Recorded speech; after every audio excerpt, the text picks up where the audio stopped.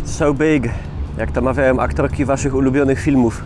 Katowice to jest bardzo młode miasto, porównując do takich starych, średniowiecznych, górnośląskich ośrodków miejskich, jak choćby Bytom, Gliwice, Opole, ale zmienia się, powiem wam, w takim tempie. Wiem to dobrze, bo parę lat temu zabrałem tutaj mojego dziadka, który Katowice widział pierwszy raz od 20 paru lat, no i po prostu oszalał.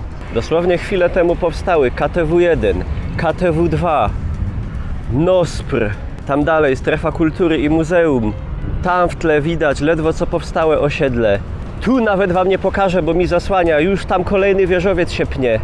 Ja obserwując to miasto tak wnikliwiej od parunastu lat powiedzmy, zmiany są tak szybkie i tak wielkie, że za 10 lat może go sam nie poznam.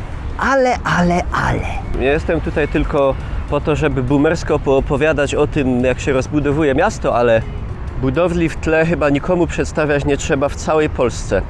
Spodek. Spodek to jest taki symbol Katowic, z którym miasto kojarzy cała Polska. Dla wielu ludzi spoza Górnego Śląska czy spoza województwa śląskiego to jest taki w zasadzie symbol, można powiedzieć, całego tego miejsca. Słyszą Katowice, słyszą Śląsk czy województwo śląskie, widzą Spodek. O jakby walorach architektonicznych ja się tutaj nie będę rozwodził, po pierwsze na tym się nie znam, ale wydaje mi się, że jest to jedna z nie tak licznych konstrukcji powstałych za ubiegłego systemu, która obroniła się, przeszła próbę czasu, jest na tyle uniwersalna, że nawet dzisiaj prezentuje się ciekawie, spoko. Jest to oczywiście bardzo ważne miejsce w mieście, bo tutaj dzieją się wszelkiego rodzaju imprezy i imprezy sportowe, i koncerty, i takie wielkie wydarzenia, choćby jak Intel Extreme Masters. Wydarzenie nie tylko na skalę polską i europejską, ale w ogóle światową.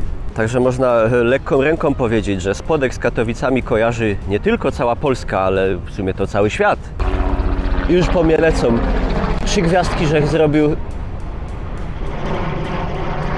No ale, że naturą ludzką jest stawiać pytania, dążyć do, prawda, sedna sprawy. Dałem sobie ostatnio niby takie banalne, ale nie bezpodstawne pytanie, co tu do cholery przed tym Spodkiem było? No ja tego siłą rzeczy nie mogę pamiętać, bo Spodek został otwarty chyba w maju 71 roku. Ja się urodziłem 24 lata później. Mało tego nie może nawet pamiętać moja mama, bo urodziła się rok wcześniej, niecały. Wiedziałem o paru takich hipsterskich ciekawostkach, o których być może nie wiedzą nawet rodowici mieszkańcy Katowic. To znaczy, że w pobliżu dzisiejszego hotelu Katowice jeszcze po wojnie stał mały taki pałacyk, dworek Donnersmarków. Wiedziałem też, że w pobliżu, w zasadzie w bliskiej okolicy samego rynku dzisiaj katowickiego stała huta Marta. Ale cóż to takiego znajdowało się w miejscu Spodka, który, by the way, pierwotnie miał stać w ogóle w innym miejscu. Pomysł zagospodarowania tego terenu pojawił się już w 1955 roku, wybudowania dużego jakiegoś kompleksu na cele kulturalne i sportowe, ale jako pierwszą lokalizację dla tej budowli wybrano, słuchajcie, park. Tak, na terenie dzisiejszego pięknego, nie wiem czy nadal, ale niegdyś największego parku w Europie, tam właśnie miał stać Spodek. No ale finalnie wojewoda Jerzy Ziętek wskazał inną lokalizację, czyli właśnie tą, w której stoi on dziś. Obstawiam, nie wszyscy mieszkańcy Katowic się skapnęli, że to przejście przez środek centrum konferencyjnego, zrobione w formie takiego pęknięcia, takiego zygzaka, ale to nie jest przypadek. W ogóle nie ma przypadków. To widać dopiero, jak popatrzycie sobie z drona. Spodek tutaj spadł i lądując tam zostawił za sobą taki ślad. Zajebista sprawa. Znowu odchodzę od tematu. Musicie mi wybaczyć, to jest taka moja choroba. Mam tak od dziecka, zwłaszcza jak wypiję. Także słuchajcie, na temat tego, co tutaj się znajdowało, teorie są dwie. Jedna to jest taka, że tym Spodkiem przylecieli do tej krainy Ślązacy i stąd całe niesamowite zaawansowanie technologiczno-cywilizacyjne tych ziem. To jest oczywiście teoria bardzo wiarygodna, ale jest też druga. W tamtym kierunku tych budynków znajduje się taka dzielnica tak zwana Koszutka. Tam na Koszutce na początku XIX wieku pracowały dwie huty. Huta Franz od Franza Winklera, tego Winklera, z tych Winklerów, którzy posiadali m.in. pałac w Bytomiu, zamek w Mosznej i huta Fany. I te dwie huty, Franz i Fanny, potem za niedługo połączyły się w jedną dużą hutę Franz Fanny. No i w tamtej okolicy Koszutki, Spodka były zabudowania tej huty i potem już chyba po wygaśnięciu pracy tych hut, bo w ogóle znalezienie jakichkolwiek informacji na ten temat w internecie, co się tam znajdowało, jest jakieś niesamowicie trudne.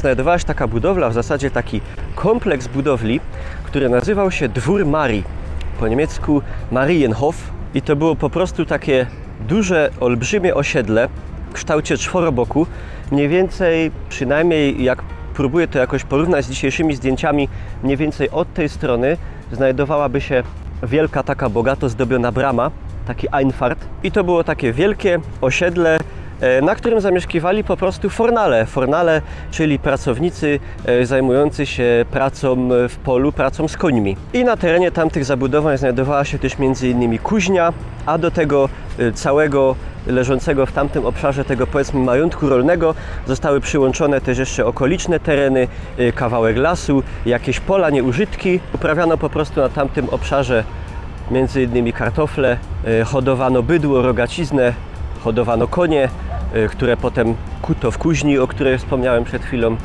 No i tak mniej więcej w tym miejscu gdzieś udało mi się dojść do informacji, że resztki tych zabudowań tego dworu Marii stały jeszcze gdzieś do lat 60. XX wieku. I jeszcze przez jakiś czas część tych gruntów była użytkowana m.in. przez kopalnię Katowice i Polskie Koleje Państwowe. No i tyle. Taka błaha rzecz, ale obstawiam, że tak jak mówiłem, nawet wielu katowiczan z krwi i kości nie wiedziało, że tak tutaj to było. Jest to tylko kolejny dowód na to, że Katowice zmieniają się, przekształcają niesamowicie, w tempie po prostu zawrotnym. Kiedy spojrzymy sobie, jeżeli byśmy trafili na jakieś fotografie gdzieś z końcówki XIX czy z początku XX wieku, na przykład z Bytomia, z Gliwic, no to będziemy w większości mogli bez problemu powiedzieć, że na przykład tu było to, tu jest dworzec, tu jest rynek, tu jest taki kościół, tu jest to, tu jest taka kopalnia. W Katowicach oczywiście też jest dużo takich miejsc, które przez ostatnie 100 czy 150 lat nie zmieniły się wiele, ale biorąc pod uwagę, jak ogromne obecnie to jest miasto, no to duże jego obszary przekształciły się, zmieniły w takim stopniu, że nigdy w życiu byśmy nie rozpoznali, co to było. Także dziękuję Wam pięknie za uwagę. Taki króciutki film ciekawostkowy. Lubię takie robić. To się fajnie robi i nie marnuje dużo czasu, ani mojego, ani Waszego. Jeżeli Wam się podobało, jeżeli się dowiedzieliście coś nowego, zachęcam zostawić ocenę, zostawić jakiś komentarz i jeżeli znowu natchnie mnie jakaś taka historyjka tutaj z okolicy, jeżeli będę miał się coś do podzielenia z Wami, z przyjemnością to zrobię. Cimcie się hopki i dziołszki, cimcie się luftu, patrzcie tam jako.